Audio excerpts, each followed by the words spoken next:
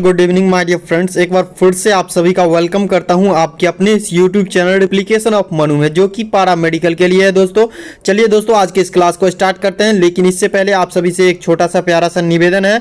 अगर आप चैनल पर नए हैं तो चैनल को सब्सक्राइब कर लीजिए और बेल आइकन को हिट करके ऑल नोटिफिकेशन को सेलेक्ट कर लीजिए। जब भी मैं लाइव आऊँ 7:30 बजे तो आप सभी को इसी तरीके से, जैसे कि आज नोटिस आया है उसी तरीके से आप सभी को जो है नोटिस चला जाए, इसलिए आप जो है चैनल को सब्सक्राइब कर लीजिए। आगे भी आपको पारा मेडिकल से रिलेटेड ऐसी ही क्लासेस मिलती रहेगी। चलिए दोस्तों क्वेश्चन को और बढ़ते हैं और क्लास को शुरू करते हैं। अभी तक आप लाइक नहीं किए हैं तो लाइक कर दीजिए क्लास को लाइक करते हैं ना तो आप लोग हमको बहुत मोटिवेशंस मिलता है ना। चलिए दोस्तों क्लास को स्टार्ट करते हैं और क्वेश्चंस की तरफ बढ़ते हैं हम लोग। तो चलिए सबसे पहले आप ये चीज़ जान लीजिए कि आज क्या है। आज 13 नंबर क्लास चल रहा है ना। अगर आप इससे पहले 12 क्लास को नहीं किए हैं तो डिस्क्रिप्शन बॉक्स में प्ले लिस्ट का लिंक मिल जाएगा, आप जाइए और सारे क्लासेस को जो है कर लीजिए, है ना। तो चलिए क्वेश्चन की तरफ बढ़ते हैं। देखिएगा सबसे पहला आपको सिलेबस आएगा। सिलेबस जो है इस तरीके से आपका सिलेबस है, 450 टोटल मार्क्स रहेगा और टोटल 90 क्वेश्चन पूछा जाएगा। साइंस से आपको 25 क्वेश्चन पूछा जाएगा। अगर इसमें 125 में 25 आप नहीं लेके आते हैं तो ये मेरी जिम्मेवारी होगी दोस्तों, है ना। अगर मैं साइंस का करवा रहा हूँ, अगर आप सही तरीके से सारे क्लासेस को कर रहे हैं तो ये मेरी जिम्मेवारी होगी कि हमने आपको सही तरीके से गाइडलाइंस नहीं दिया और सही तरीके से आपको क्वेश्चन को नहीं करवाया, सही तरीके से जो है प्रैक्टिस को नहीं करवाया। कहते हैं कि एक बच्चा बिगड़ जाए तो उसमें माँ बाप की गलती होती है, और एक स्टूडेंट का रैंक खराब आए और एक स्टूडेंट बिगड़ जाए या फिर रैंक खराब आए, उसका मार्क्स खराब आए तो एक टीचर का गलती होता है। क्या? उसका टीचर का गलती होता है कि उसका टीचर जो है उसको सही तरीके से गाइड नहीं कर पाया। चलिए दोस्तों क्वेश्चन की तरफ बढ़ते हैं हम लोग। आशा करता हूं कि आप सभी अच्छे तरीके से मेहनत कर रहे होंगे और बाकी सब्जेक्ट को भी कवर कर रहे होंगे, है ना। ये सभी सब्जेक्ट को आपको कवर करना है, बाकी मैंने साइंस का गारंटी ले ही लिया है। चलिए दोस्तों क्वेश्चन की तरफ बढ़ते हैं। सबसे पहला क्वेश्चन आ चुका है आपके स्क्रीन पे और ये आपसे पूछ रहा है आनुवंशिकता कंट्रोल यानी कि जेनेटिक कंट्रोल घटक के रूप में जीन शब्द किसके द्वारा दिया गया? जीन शब्द जो है किसके द्वारा दिया गया, ये आपसे पूछ रहा है ना। आनुवंशिकता कंट्रोल यानी कि जेनेटिक्स को कंट्रोल करने के घटक के रूप में जो है जीन शब्द किसके द्वारा दिया गया, ये आपसे पूछ रहा है। ग्रेगर जॉन मेंडल साहब के द्वारा, डार्विन साहब के द्वारा, ह्यूगो डी व्रेइस साहब के द्वारा, उसका डब्ल्यू एल जॉनसन के द्वारा। बताइए तो किसके द्वारा दिया गया था यह आनुवंशिकता यानी कि जेनेटिक्स को कंट्रोल करने के घटक जो है जीन के रूप में जीन शब्द का उपयोग किसने किया था, ये आपसे पूछ रहा है ना। आनुवंशिकता को कंट्रोल किससे किया जाता है पता है ना आपको? जीन से किया जाता है ना। तो याद रखिएगा इसका राइट आंसर आपको देना है। तो डब्ल्यू एल जॉनसन साहब आनुवंशिकता नियंत्रण घटक के रूप में जीन शब्द का प्रयोग किया था, है ना। यानी कि डी नंबर ऑप्शन जो भी लोग टिक कर रहे हैं, मोनिका कुमारी, दीपाली कुमारी, कौन से है, बहुत से लोग हैं जो कि सही टिक कर रहे हैं ना। तो एक का डी हो गया, आप लोग डी नंबर ऑप्शन को टिक कर रहे हैं तो बिल्कुल राइट आंसर टिक कर रहे हैं, है ना। तो चलिए अगला क्वेश्चन की तरफ बढ़ते हैं। अगर आप लोग डब्ल्यू एल जॉनसन साहब को टिक कर रहे हैं तो आप सभी बिल्कुल राइट आंसर दे रहे हैं ना, यानी कि डी नंबर ऑप्शन टिक कर रहे हैं तो बिल्कुल राइट है। चलिए अगला क्वेश्चन की तरफ बढ़ते हैं। और टेलीग्राम ज्वाइन नहीं किया तो टेलीग्राम कर लीजिए ज्वाइन। टेलीग्राम का लिंक आपको डिस्क्रिप्शन में दे दिया गया है, या फिर टेलीग्राम पर जाके आप सर्च मारिएगा एप्लीकेशन ऑफ मनु, आपको आ जाएगा मेरे लोगो और आपके लोगो और आपके अपने लोगो पे क्लिक करना है और ज्वाइन हो जाना है टेलीग्राम पे, जिसपे आपको पीडीएफ के तौर पे इस क्लास का पीडीएफ जो है आपको वहां पे मिल जाएगा, है ना। चलिए अगला क्वेश्चन की तरफ बढ़ते हैं हम लोग। चलिए अगला क्वेश्चन आ चुका है आपके स्क्रीन पे और ये आपसे पूछ रहा है, क्या पूछ रहा है भाई? इंडोस्कोपी पेट या शरीर के आंतरिक भागों की जांच पड़ताल करने की एक तकनीक है। जी हाँ, सही बात है कि तकनीक है ये। इंडोस्कोपी की एक ऐसी प्रक्रिया है, एक ऐसी तकनीक है जो पेट के आंतरिक भागों, पेट और शरीर के आंतरिक यानी कि अंदर वाले भागों की जांच पड़ताल करने की एक तकनीक है। बिल्कुल सही बात है। वह किस क्रिया पर आधारित है, ये आपसे पूछ रहा है। बताइए तो अगर आपसे पूछे कि इंडोस्कोपिक जो है मेथड है वो किसके लिए मतलब कि उपयोगी है, तो आपसे पूछेगा कि मतलब कि किसके लिए उपयोग किया जाता है, तो पेट और शरीर के आंतरिक भागों की जांच पड़ताल करने के लिए जो है इंडोस्कोपिक मेथड का प्रयोग किया जाता है ना। अब इसमें यह पूछ रहा है आपसे क्वेश्चन कि वह प्रक्रिया जो है वह किस प्रक्रिया पर आधारित है, यह आपसे पूछ रहा है। पूर्ण आंतरिक परावर्तन के द्वारा यानी टोटल इंटरनल रिफ्लेक्शन के द्वारा, उसके बाद आपको व्यतिकरण यानी कि इंटरफेरेंस के द्वारा, अब अवकिरणन है ना, अवकिरणन के द्वारा, उसके बाद ध्रुवन के द्वारा। बताइए तो किसके द्वारा, यानी कि किस पे आधारित है ना, वह किस प्रक्रिया पर आधारित है। आपसे ये पूछ रहा है कि किस प्रक्रिया पे आधारित है। बताइए तो माय डियर फ्रेंड्स आप लोग, है ना। तो मोनिका कुमारी, प्रियंका कुमारी, रोशन कुमार, रौनक कुमारी, दीपाली कुमारी, ये सभी लोग बिल्कुल राइट आंसर दे रहे हैं। राजू कुमार, रौनक कुमारी, है ना, ये सभी लोग राइट आंसर दे रहे हैं माय डियर फ्रेंड्स। तो आप लोग भी जवाब दीजिएगा, है ना। तो इसका राइट आंसर आप लोग को देना है माय डियर फ्रेंड्स। अगर आपसे पूछ दे कि इंडोस्कोपिक मेथड जो है, इंडोस्कोपी मेथड जो है, ये आपको यानी कि किसके जांच पड़ताल के लिए उपयोग किया जाता है, तो इसका राइट आंसर आप लोग को देना है माय डियर फ्रेंड्स। इसका राइट आंसर क्या हो जाएगा, है ना। तो आप लोग बताइएगा कि इंडोस्कोपिक एक ऐसा मेथड है जो कि शरीर और पेट के आंतरिक भागों की जांच पड़ताल करने के लिए उपयोग किया जाता है ना। अब यहाँ पे पूछ रहा है आपसे वह किस प्रक्रिया पर आधारित है, ये आपसे पूछ रहा है ना। तो आपको बताना है माय डियर फ्रेंड्स। तो ये आपको पूर्ण आंतरिक परावर्तन, जो भी लोग टिक कर रहे हैं, यानी कि ए नंबर ऑप्शन जो भी लोग टिक कर रहे हैं माय डियर फ्रेंड्स, उन सभी का बिल्कुल राइट आंसर है ना। यानी कि ए नंबर ऑप्शन इसका राइट आंसर हो गया माय डियर फ्रेंड्स। आप लोग बिल्कुल सही टिक किया है ना। मोनिका कुमारी, रौनक कुमारी, बहुत से लोग हैं जो कि सही आंसर दे रहे हैं। प्रिंस कुमार, है ना, आरजू कुमार, ये सभी लोग बिल्कुल राइट आंसर दे रहे हैं। चलिए अगला क्वेश्चन की तरफ हम लोग बढ़ते हैं। पूर्ण आंतरिक परावर्तन पर आधारित है ये प्रक्रिया, ठीक है। इंडोस्कोपिक मेथड, है ना, याद रखिएगा। पेट और शरीर के आंतरिक भागों की जांच पड़ताल के लिए इसका उपयोग किया जाता है, ठीक है। चलिए अगला क्वेश्चन की तरफ बढ़ते हैं हम लोग। और अगला क्वेश्चन आ चुका है आपके स्क्रीन पे, और ये आपसे पूछ रहा है, ये क्या पूछ रहा है आपसे, कह रहा है निम्न में से खून का यानी ब्लड का कौन सा अवयव शरीर रक्षा का कार्य करता है। बताइए तो WBC, RBC यानी व्हाइट ब्लड सेल, उसके बाद रेड ब्लड सेल, उसके बाद प्लेटलेट्स और उसके बाद हीमोग्लोबिन। बताइए तो माय डियर फ्रेंड्स, खून का कौन सा अवयव जो है शरीर को रक्षा प्रदान करने का कार्य करता है, ये आपसे पूछ रहा है ना। तो इसका राइट आंसर देना है माय डियर फ्रेंड्स। तो इसका राइट आंसर आशा करता हूं कि आप सभी सही जवाब दे रहे हैं। तो इसका राइट आंसर जो भी लोग कर रहे हैं कि WBC यानी कि व्हाइट ब्लड सेल, उन सभी का बिल्कुल राइट आंसर है ना। व्हाइट ब्लड सेल जो भी लोग टिक कर रहे हैं उन सभी का बिल्कुल राइट आंसर है, यानी कि ए नंबर ऑप्शन जो भी लोग टिक कर रहे हैं उन सभी का बिल्कुल राइट आंसर है माय डियर फ्रेंड्स। चलिए अगला क्वेश्चन की तरफ बढ़ते हैं, है ना। अगला क्वेश्चन की तरफ बढ़ते हैं हम लोग। और अगला क्वेश्चन खुल के आ चुका है आपके स्क्रीन पे। ये पूछ रहा है आपसे, सॉरी 4 नंबर आपसे पूछ रहा है। क्या पूछ रहा है माय डियर फ्रेंड्स, आपसे 4 नंबर पूछ रहा है ना। 4 नंबर आपसे पूछ रहा है, क्या पूछ रहा है बताइएगा। 4 नंबर आपसे पूछ रहा है कालाजार बीमारी किससे फैलती है। बताइए तो मादा एनोफिलीज मच्छर के द्वारा फैलता है, उसके बाद बालू मक्खी के द्वारा फैलता है, उसके बाद सीसी मक्खी के द्वारा फैलता है, उसके बाद आपको यहाँ पे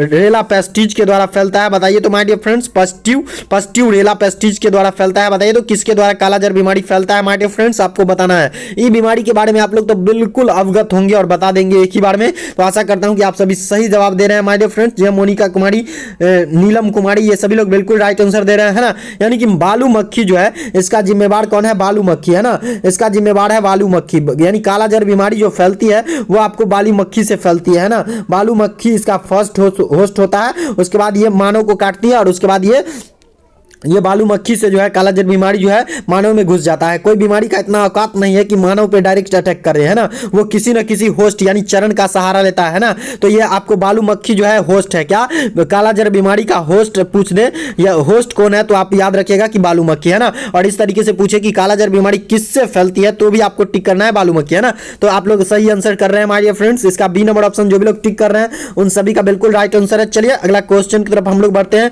इस क्लास का PDF आपको टेलीग्राम पे प्रोवाइड करवा दिया गया है ना। टेलीग्राम ज्वाइन कर लीजिए, डिस्क्रिप्शन बॉक्स में आपको लिंक मिल जाएगा। चलिए अगला क्वेश्चन की तरफ हम लोग बढ़ते हैं। और अगला क्वेश्चन आ चुका है आपके स्क्रीन पे, और ये आपसे पूछ रहा है, क्या पूछ रहा है माय डियर फ्रेंड्स, आप लोग बताइएगा। अस्थाई चुंबक, क्या कह रहा है, अस्थाई चुंबक यानी कि परमानेंट चुंबक, है ना।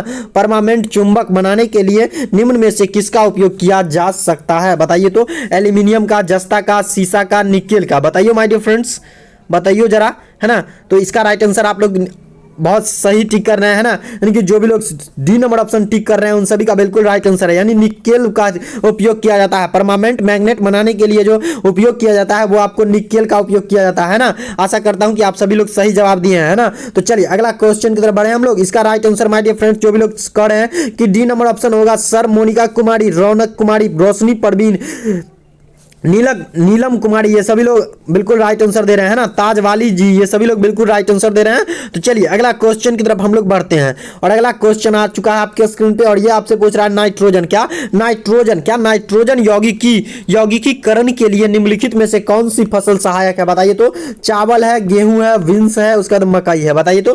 बीन्स जो आप लोग सब्जी खाते हैं, मकई जो आप लोग रोटी खाते हैं, गेहूं जो आप लोग रोटी खाते हैं, चावल जो आप लोग चावल खाते हैं, है ना। तो नाइट्रोजन यौगिकीकरण यानी नाइट्रोजन स्थिरीकरण के लिए निम्नलिखित में से कौन सी फसल सहायक है? बताइए तो माय डियर फ्रेंड्स, आप लोग इसका राइट आंसर दीजिएगा, है ना।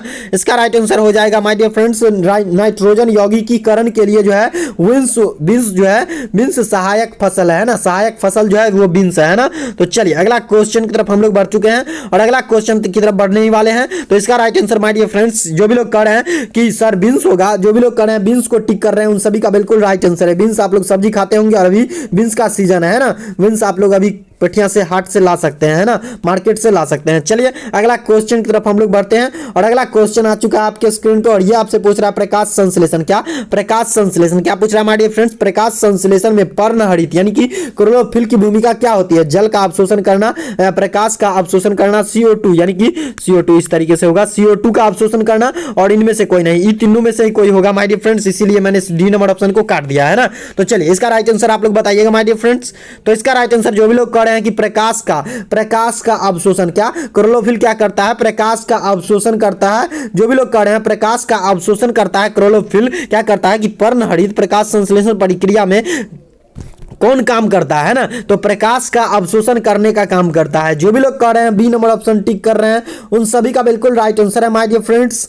चलिए अगला क्वेश्चन की तरफ हम लोग बढ़ते हैं और अगला क्वेश्चन आ चुका है आपके स्क्रीन पे, कह रहा है मानव गुर्दा यानी कि किडनी में होने वाली अस्मिरी यानी कि स्टोन्स में ज्यादातर होते हैं, क्या होते हैं? कैल्शियम ऑक्जेलेट होते हैं, मैग्नीशियम सल्फेट होते हैं, सोडियम क्लोराइड होते हैं, सोडियम फॉस्फेट होते हैं। ये आपको जो है बायोलॉजी से क्वेश्चन है ना, बायोलॉजी से बायोकेमिस्ट्री से ये क्वेश्चन है। आप लोग बताइएगा माय डियर फ्रेंड्स इसका राइट आंसर, है ना। तो ये आपको बायोकेमिस्ट्री का क्वेश्चन है, इसका राइट आंसर आपको बताना है ना। बायोकेमिस्ट्री से ये क्वेश्चन पूछा गया है आपसे। तो इसका right answer my dear friends, जो भी लोग कह रहे हैं कि कैल्शियम ऑक्जेलेट को जो भी लोग टिक कर रहे हैं, उन सभी का बिल्कुल राइट आंसर है, यानी कि ए नंबर ऑप्शन जो भी लोग टिक कर रहे हैं कि कैल्शियम ऑक्जेलेट होता है। ज्यादातर जो है स्टोन्स में जो होते हैं वो आपको कैल्शियम स्टोन्स में जो होते हैं ना, कैल्शियम ज्यादातर पाए जाते हैं, कैल्शियम ऑक्जेलेट। तो इसका right answer my dear friends, जो भी लोग कह रहे हैं कि ए नंबर होगा सर, उन सभी का बिल्कुल राइट आंसर है ना। मोनिका कुमारी, नीलम कुमारी, है ना, बहुत सारे लोग हैं जो सही जवाब दे रहे हैं। तो चलिए अगला क्वेश्चन की तरफ बढ़ते हैं। डेली आपको शाम 7:30 बजे जुड़ना है। कितना? डेली 7:30 बजे आपको लाइव क्लासेस दी जाती है, आप लोग डेली ज्वाइन कीजिए, है ना। और साइंस से एक भी क्वेश्चन ना छूटे, इसकी मैं गारंटी लेता हूं अगर आप सारे क्लासेस को करते हैं, है ना। तो चलिए अगला क्वेश्चन की तरफ हम लोग बढ़ते हैं। इसका right answer my dear friends, जो भी लोग कह रहे हैं कि ए नंबर होगा, उन सभी का बिल्कुल राइट आंसर है ना। तो चलिए अगला क्वेश्चन की तरफ हम लोग बढ़ चुके हैं। अगला क्वेश्चन आपसे पूछ रहा है, ये आपको क्या है?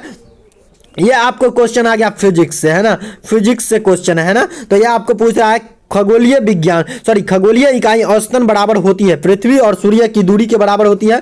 पृथ्वी और चंद्रमा की दूरी के बराबर होती है ना। बृहस्पति और सूर्य की दूरी के बराबर होती है। और डी में कह रहा है प्लूटो और सूर्य की दूरी के बराबर होता है। बताइए तो खगोलीय इकाई औसतन बराबर किसकी होती है ना, ये आपसे पूछ रहा है। तो इसका right answer my dear friends, आप लोग जो भी लोग कह रहे हैं सूर्य और पृथ्वी, है ना, जो भी लोग कह रहे हैं कि सूर्य और पृथ्वी सूर्य और पृथ्वी की दूरी के बराबर होता है, उन सभी का बिल्कुल राइट आंसर है ना। यानी कि ये नंबर ऑप्शन जो भी लोग टिक कर रहे हैं, उन सभी का बिल्कुल राइट आंसर है। प्रियंका कुमारी, रोशन कुमार, है ना, रोशनी परवीन, ये सभी लोग बिल्कुल राइट आंसर दे रहे हैं। मोनिका कुमारी, जूली कुमारी, है ना, ये सभी लोग बिल्कुल राइट आंसर दे रहे हैं। चलिए अगला क्वेश्चन की तरफ बढ़ते हैं हम लोग। अंजलि कुमारी, ये सभी लोग आ चुके हैं। एक बार आप लोग शेयर नहीं किए तो शेयर कर दीजिए क्लास को, है ना। आपको आगे भी पारा मेडिकल से रिलेटेड ऐसी ही क्लासेस मिलती रहेंगी दोस्तों। चैनल पे नए होंगे तो चैनल को सब्सक्राइब कर लीजिए, है ना, और बेल आइकन को हिट कीजिए ताकि जब भी मैं शाम 7:30 बजे डेली लाइव आऊं तो डेली आपको नोटिफिकेशन चला जाए, है ना। इसलिए आप बेल आइकन को हिट करके ऑल नोटिफिकेशन को सिलेक्ट कीजिए, है ना।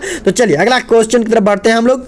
और अगला क्वेश्चन आ चुका है आपके स्क्रीन पे, क्या कर रहा है बताइए। ये आपको हाल ही में अभी मार्च है ना, फरवरी का ये क्वेश्चन है ना। बताइए आप लोग, भारत में प्रतिवर्ष 28 फरवरी को विज्ञान दिवस जी हाँ मनाया जाता है। विज्ञान दिवस मनाया जाता है 28 फरवरी को, आप लोग याद है ना, आपको मनाए होंगे आप लोग। तो कह रहा है आपको यह किस वैज्ञानिक की कृति से संचरित है? बताइए तो माय डियर फ्रेंड्स। आर्यभट्ट के ब्रह्मगुप्त के और सीवी रमन के, है ना, और जेसी बोस के। बताइए तो माय डियर फ्रेंड्स कौन से वैज्ञानिक ऐसे हैं जिनके यहाँ पे कीर्ति के रूप में कीर्ति से सहचरित जो है ये भारत में प्रति वर्ष 28 फरवरी को विज्ञान दिवस के रूप में मनाया जाता है। किसके कीर्ति से जो है सहचरित है, बताइए तो, आपको ये पूछ रहा है ना। तो इसका right answer my dear friends CV Raman वैज्ञानिक साहब को टिक कर रहे हैं जो भी लोग, उन सभी का बिल्कुल राइट आंसर है ना। इसका right answer my dear friends जो भी लोग कह रहे हैं कि सीवी रमन साहब होंगे, उन सभी का बिल्कुल राइट आंसर है ना।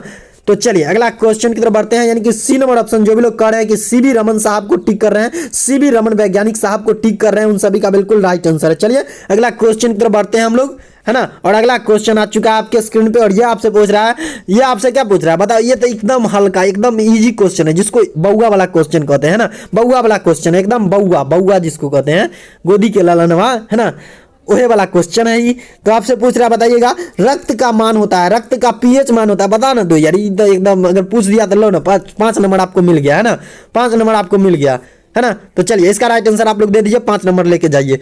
चलिए तो इसका right answer my dear friends आप लोग आसानी से टिक कर रहे हैं कि सर इसका राइट आंसर क्या हो जाएगा, पता है आपको, मतलब हम आपको पता है क्या हो जाएगा। आप लोग हमको कह रहे हैं सर आपको पता है कि जल रक्त का यानी ब्लड का पीएच मान कितना होता है, पता है आपको, 7 से कितना होता है, 7 से अधिक होता है और 8 से कम होता है, 7 और 8 के बीच में होता है पीएच मान। तो आप लोग एकदम 5 नंबर आप लोग फिक्स है, 5 नंबर ये क्वेश्चन पूछ दिया तो 5 नंबर आपको फिक्स है, लीजिए 5 नंबर। चलिए अगला क्वेश्चन की तरफ बढ़ते हैं हम लोग। करा अनैच्छिक मांसपेशियां, क्या अनैच्छिक मांसपेशियां किनके द्वारा कंट्रोल होते हैं, यानी अनैच्छिक यानी कि रिफ्लेक्स एक्शन जो होता है, जो रिफ्लेक्स एक्शन का मांसपेशी होता है जैसे कि नाक हो गया, है ना, तो ये किसके द्वारा कंट्रोल किया जाता है, ये आपसे पूछ रहा है। मस्तिष्क के द्वारा, जी हाँ मस्तिष्क के द्वारा तो किया जाता है, लेकिन मस्तिष्क के कौन से भाग से किया जाता है ये आपसे पूछ रहा है ना।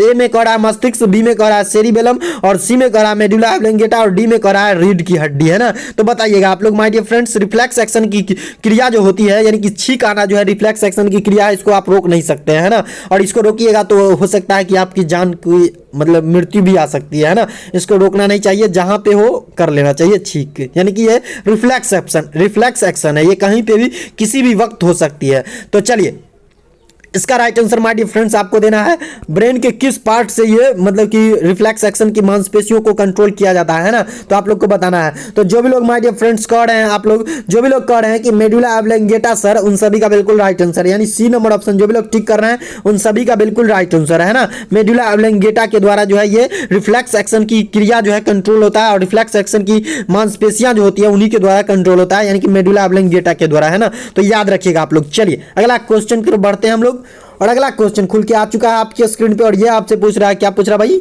बताओ तो, क्या पूछ रहा है, कह रहा है, क्या कह रहा है, ये आपसे कह रहा है, क्या कह रहा है पता है आपको, ये आपसे कह रहा है, क्या कह रहा है, देखिए दो वस्तुओं के बीच ताप प्रवाह की दिशा किस पर निर्भर करती है, ये आपको केमिस्ट्री से क्वेश्चन है ना। दो वस्तुओं के बीच ताप प्रवाह की दिशा किस पर निर्भर करती है, बताइए तो, उनके ताप की स्थिति पर निर्भर करती है, उनके द्रव्यमान पर निर्भर करती है ना। ये आपको केमिस्ट्री से क्वेश्चन है ना, केमिस्ट्री और फिजिक्स दोनों से ये क्वेश्चन मिला के, है ना।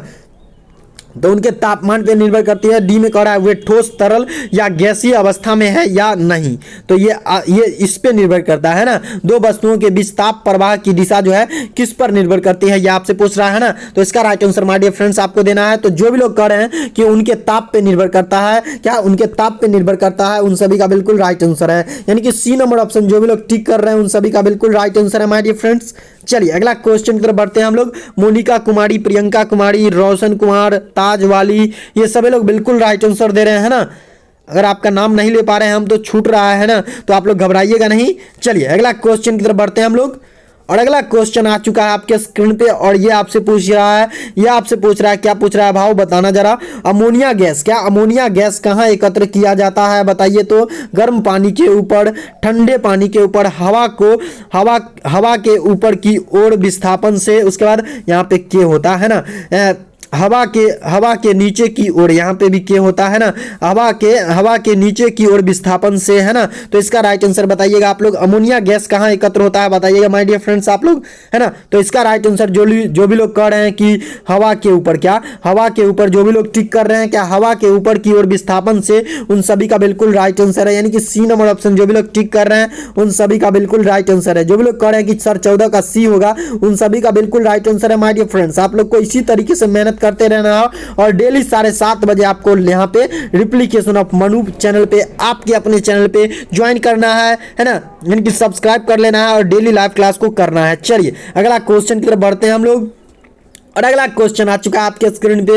ये आपसे पूछ रहा है नाइट्रिक एसिड के लवण को क्या कहा जाता है बताइए। तो नाइट्रेट कहा जाता है, नाइट्राइट कहा जाता है, हाइपोनाइट्राइट कहा जाता है, साइनाइड कहा जाता है। बताइए तो क्या कहा जाता है, नाइट्रिक एसिड के लवण को क्या कहते हैं बताइए। तो आप लोग तो ये आप लोग आसानी से टिक कर दीजिएगा कि सर इसको क्या कहते हैं, इसको नाइट्रेट कहते हैं, है ना। नाइट्रिक एसिड के लवण को नाइट्रेट कहते हैं, यानी कि ए नंबर ऑप्शन जो भी लोग टिक कर रहे हैं उन सभी का बिल्कुल राइट आंसर है। चलिए आपको 5 नंबर मिल गया माय फ्रेंड्स, है ना। चलिए अगला क्वेश्चन की तरफ बढ़ते हैं हम लोग। और अगला क्वेश्चन खुल रहा है आपके स्क्रीन पे और खुल चुका है ये आपके स्क्रीन पे। और ये आपसे पूछ रहा है, क्या पूछ रहा है भाव बताना जरा। ये आपसे पूछ रहा है हवा के बुलबुले किस वजह से चमकता है बताइए। तो फैलाव की वजह से, प्रतिबिंब की वजह से,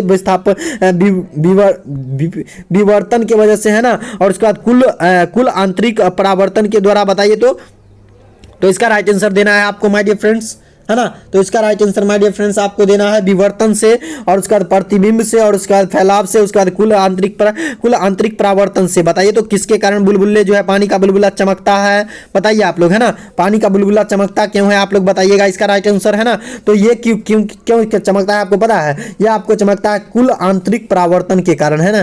कुल आंतरिक परावर्तन के कारण आपको पानी के बुलबुले जो है वो चमकते हुए नजर आते हैं, ना। तो चलिए इसका right answer my dear friends आप लोग आशा करता हूं कि सभी लोग सही जवाब ही दिए हैं। चलिए सही जवाब दिए हैं सभी लोग। चलिए डी नंबर ऑप्शन जो भी लोग टिक कर रहे हैं उन सभी का बिल्कुल राइट आंसर है। चलिए अगला क्वेश्चन की तरफ बढ़ते हैं हम लोग। और अगला क्वेश्चन आ चुका है आपके स्क्रीन पे। ये कह रहा है, अब इस क्वेश्चन का आप लोग गलत मीनिंग मत निकालिएगा, है ना। ये क्वेश्चन थोड़ा उटपटांग है ना। स्त्री के क्या कह रहा है, स्त्री में गर्म होने वाला तत्व क्या कह जाता है बताइए। तो आप फीमेल मत समझिएगा, मेल फीमेल वाला फीमेल मत समझिएगा, है ना। स्त्री यानी कि आप लोग जो आयरन करते हैं, है ना, ड्राई क्लीन करते हैं कपड़ों में, है ना, वो वाला स्त्री का बात किया जा रहा है यहाँ पे, है ना। तो स्त्री में गर्म होने वाला तत्व तो क्या कहलाता है बताइए। तो कॉपर कहलाता है, टंगस्टन कहलाता है, मीका कहलाता है, नाइक्रोम कहलाता है बताइए। तो ये फिजिक्स से आपको क्वेश्चन है, ये क्वेश्चन आपको फिजिक्स से है ना। तो आप लोग बताइएगा माय डियर फ्रेंड्स, ये क्वेश्चन आपसे फिजिक्स से पूछा जा रहा है, तो इसका राइट आंसर आपको देना है, तो है ना। इसका राइट आंसर आप लोग दीजिए। तो इसका right answer my dear friends जो भी लोग कह रहे हैं कि नाइक्रोम के तार, है ना, नाइक्रोम के तार ना गर्म होता है। आयरन में कौन चीज गर्म होता है, नाइक्रोम के तार ना। तो डी नंबर ऑप्शन टिक करना दो। जो भी लोग डी नंबर कह रहे हैं ना उन सभी का 100% राइट है। 100% कितना, 100% राइट आंसर है ना। तो चलिए अगला क्वेश्चन की तरफ बढ़ते हैं। और अगला क्वेश्चन आने ही वाला है आपके स्क्रीन पे माय डियर फ्रेंड्स, आप लोग के स्क्रीन पे आने ही वाला है ना।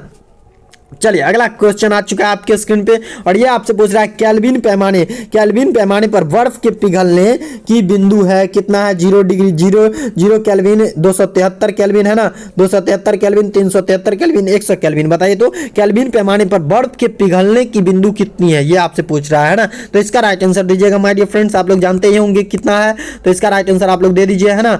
तो इसका राइट आंसर जो भी लोग कह रहे हैं माय डियर फ्रेंड्स की 273 कितना, 273 केल्विन पे जो है बर्फ जो है पिघलने लगता है ना। तो ये आप लोग याद रखिएगा, केल्विन पैमाने पर बर्फ के पिघलने की बिंदु कितनी है। तो 273 है, यानी कि जो भी लोग कह रहे हैं कि सर बी नंबर ऑप्शन सही है उन सभी का बिल्कुल राइट आंसर है। चलिए अगला क्वेश्चन की तरफ बढ़ते हैं हम लोग। बी नंबर इसका राइट आंसर हो गया। इस क्लास का पीडीएफ जो है आपको टेलीग्राम पे मिल जाएगा, है ना। पीडीएफ के लिए आप टेलीग्राम चैनल को ज्वाइन कर सकते हैं और डिस्क्रिप्शन में इंस्टाग्राम, टेलीग्राम सभी का लिंक दिया हुआ है। आपको कोई भी डाउट हो तो डायरेक्ट कॉन्टैक्ट कीजिए। पारा मेडिकल से रिलेटेड कोई भी डाउट हो आप लोग हमको मैसेज कर सकते हैं, है ना। तो चलिए अगला क्वेश्चन की तरफ बढ़ते हैं हम लोग। और अगला क्वेश्चन आ चुका है आपको स्क्रीन पे। और ये आपसे अभी वाला सीजन वाला क्वेश्चन आ चुका है ना। ये सीजन से रिलेटेड, अभी इसका सीजन चल रहा है। क्या कह रहा है, कोल्ड स्टोरेज के निर्माण में मोटी ईंट की दीवार का उपयोग क्यों किया जाता है बताइए। तो आप लोग आलू रखने गए हैं कभी, यानी कि आलू जो है रखने गए हैं कभी कोल्ड स्टोर, तो बताइए तो उसका दीवार जो है मोटी ईंटों का बना होता है। क्यों बना होता है बताइए। तो ईंट ताप के सुचालक होते हैं इसलिए बना होता है। ईंट अन्य सामग्री की तुलना से सस्ता होता है इसलिए बना होता है। ईंट आसानी से उपलब्ध होता है इसलिए बना होता है। ईंट ताप के कुचालक होते हैं इसलिए बना होता है। कोल्ड स्टोरेज के दीवार जो होता है ना वो बहुत मोटा मोटा ईंटों से बना होता है। क्यों बना होता है मोटा मोटा ईंटों से, आप लोग गए हैं कभी कोल्ड स्टोर, हम तो गए हैं भाई। तो इसका राइट आंसर आप लोग दीजिएगा, है ना।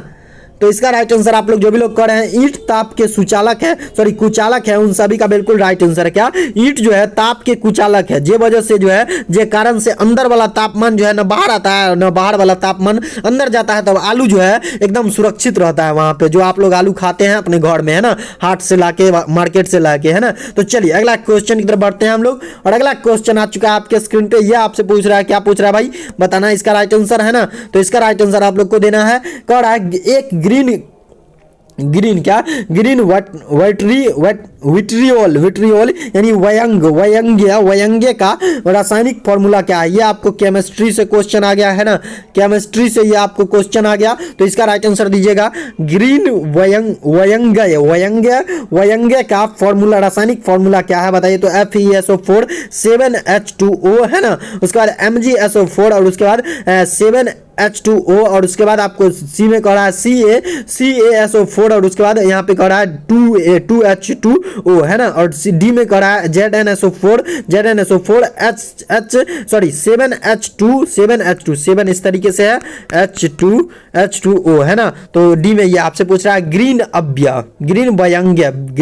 वयंगे का फॉर्मूला आपसे पूछ रहा है ना। तो इसका राइट आंसर आप लोग दीजिएगा। तो जो भी लोग यहाँ पे कह रहे हैं कि सर इसका फॉर्मूला क्या हो जाएगा, इसका फॉर्मूला जो भी लोग कर रहे हैं कि सर FeSO4 7H2O होगा, यानी कि Fe इस तरीके से, है ना, FeSO4 इंटू 7, है ना, 7H2O, इस तरीके से जो भी लोग ए नंबर ऑप्शन को टिक कर रहे हैं उन सभी का बिल्कुल राइट आंसर है ना। तो चलिए अगला क्वेश्चन की तरफ बढ़ा जाए, आप लोग बिल्कुल सही जवाब दिए हैं। चलिए अगला क्वेश्चन की तरफ बढ़ते हैं, और आपके स्क्रीन पे अगला क्वेश्चन खुल के आ चुका है, और ये आपसे पूछ रहा है, क्या पूछ रहा है, इंसुलिन पाई जाती है बताइए। तो आलू के ट्यूबर में, आलू के ट्यूबर में, है ना, अदरक के प्रकंद में, उसके बाद डहेलिया के गांठदार में, उसके बाद प्याज के बल्ब में। बताइए तो माय डियर फ्रेंड्स इंसुलिन कहाँ पाई जाती है, आप लोग को बताना है ना। तो इंसुलिन कहाँ पाई जाती है ये आपको बताना है। तो डहेलिया के गांठदार में, है ना, डहेलिया के गांठदार में जो है इंसुलिन पाया जाता है। और आपको इंसुलिन के बारे में हम थोड़ा इन्फॉर्मेशन दे दें कि पहले के जमाना में क्या होता था कि मवेशियों को मार के, गाय भैंस को मार के जो है उसके पेनक्रियाज को निकाला जाता था, और पेनक्रियाज से वहाँ पे इंसुलिन निकलता था, है ना।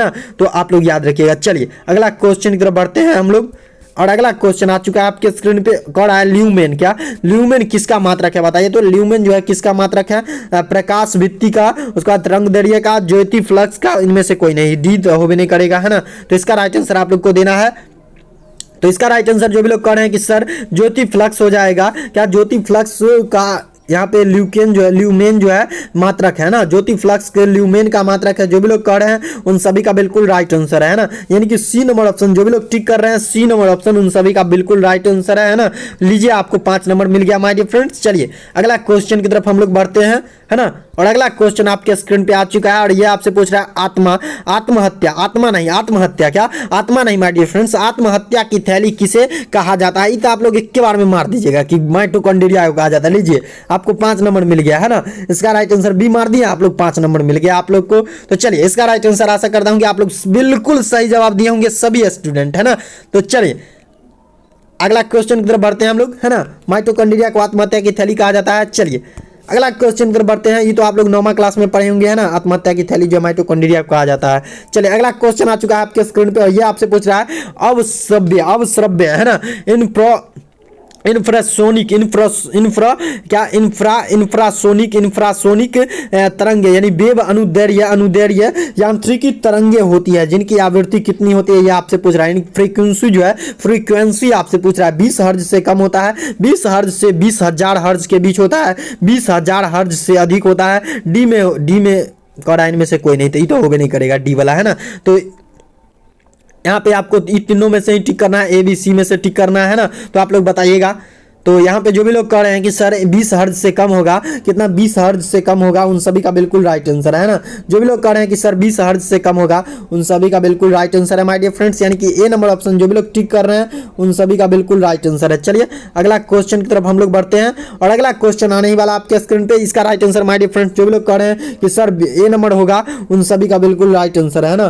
तो इसका right answer my dear friends आप सभी को यहाँ पे हो गया ए नंबर, है ना। ए नंबर जो भी लोग टिक कर रहे हैं उन सभी का राइट आंसर है। यानी यानी तरंग दैर्ध्य जो होती है ना, इंफ्रासोनिक वेव जो होता है उनका तरंग दैर्ध्य यानी तरंग दैर्ध्य यांत्रिकी तरंगे होती है जिनकी आवृत्ति जो है यानी फ्रीक्वेंसी जो है 20 हर्ट्ज से कम होती है ना, याद रखिएगा। चलिए आज के सबसे लास्ट क्वेश्चन की तरफ बढ़ते हैं हम लोग, और सबसे लास्ट और सबसे मजेदार क्वेश्चन है, ये बायोलॉजी का क्वेश्चन है ना। तो बायोलॉजी से आप लोग एक भी क्वेश्चन छोड़ के नहीं आइएगा, ये मेरा गारंटी है ना, ये मेरा गारंटी है। बायोलॉजी से आप लोग एक भी क्वेश्चन नहीं छोड़ के आइएगा, चाहे वो बायोकेमिस्ट्री से हो, ऑर्गेनिक केमिस्ट्री से हो, चाहे वो जूलॉजी से हो, चाहे वो बोटनी से हो, चाहे वो जो से हो, है ना, चाहे वो जेनेटिक्स से हो, कुछ से हो, बायोलॉजी आप लोग नहीं छोड़ के आइएगा, ये बात हमको पता है ना। तो चलिए आपको यहाँ पे पूछ रहा है 25 नंबर की, कौन सा स्तनधारी स्तनपाई यानी मेमेलियन जो है अंडे देता है, बताइए तो अंडे देता है, कौन सा स्तनपाई अंडे देता है? कंगारू, डक विल्ड, प्लेटिपस, और उसके बाद यहाँ पे डॉल्फिन, और उसके बाद ओपोसम। बताइए तो